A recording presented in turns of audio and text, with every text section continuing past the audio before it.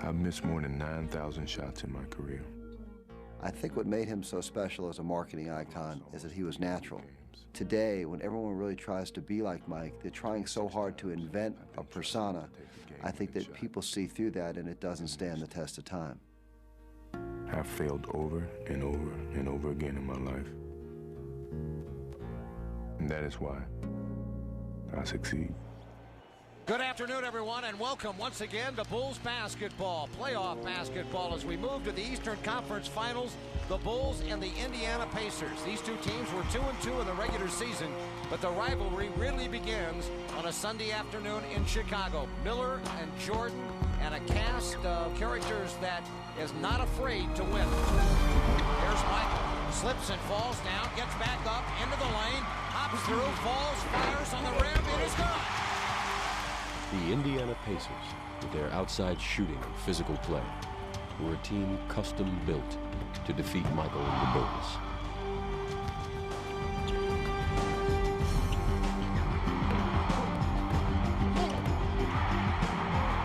In the first two games of the series, even though the Bulls would win both games, it was clear that the Pacers would pose their first real test.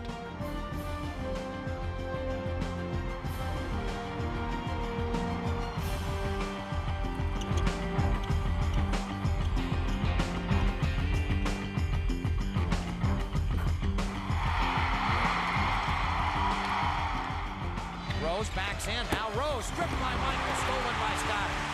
To Harper. Harper on the run, lead pass, Tony.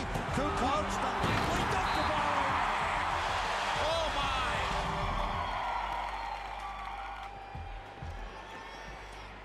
For the next two games, the scene shifted to Indiana. On their home court, the Pacers would win Game 3 behind their tireless guard, Reggie Miller. Lead pass ahead for Mark Jackson. This is what Indiana wants. They run to Miller for three. Got it. In Game 4, the Bulls led by a point in the final seconds when Miller and Jordan would square off again. Here we go. McGee holding, looking. Here comes Miller to the top. Miller a catch. Miller a look. He hit it.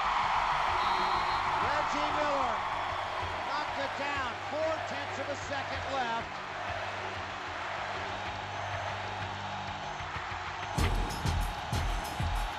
Tony, out near the timeline, looking. Got it to Michael.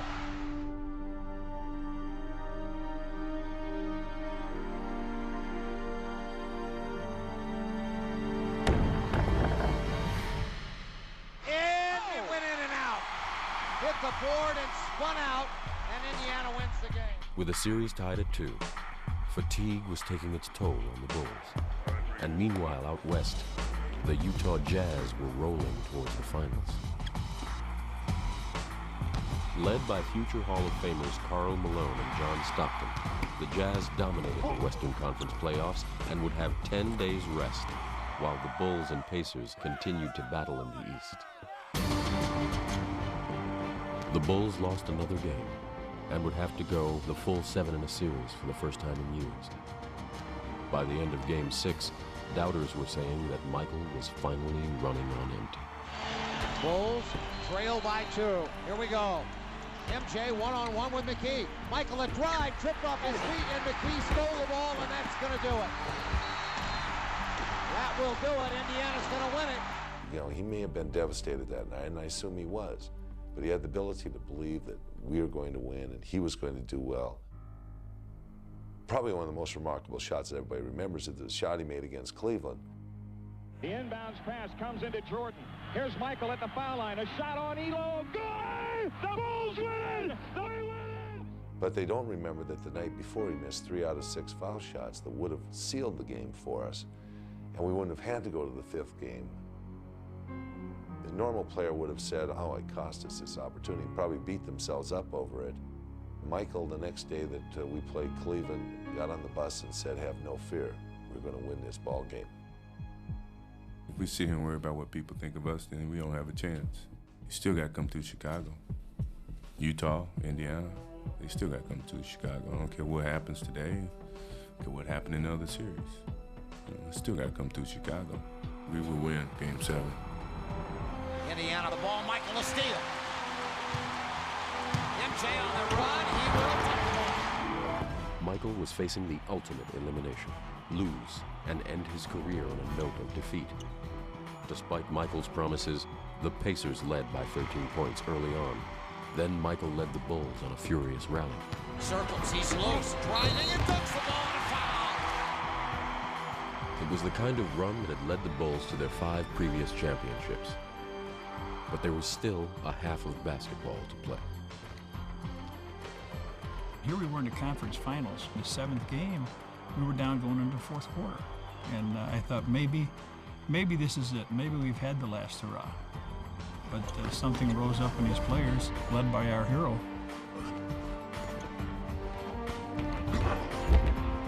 He's the type of man that could get you to jump off a bridge, or at least think about it for a few seconds. He has such a will to accomplish a mission that everyone follows him.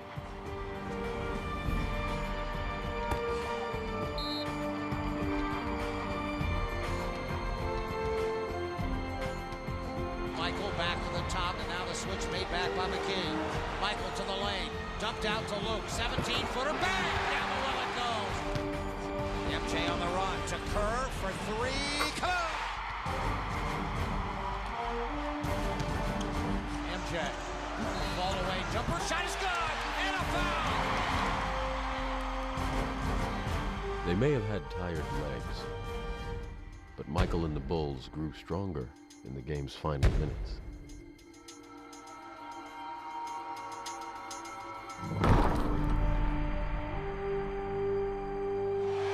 Bulls win, 88-83. They go to the finals again.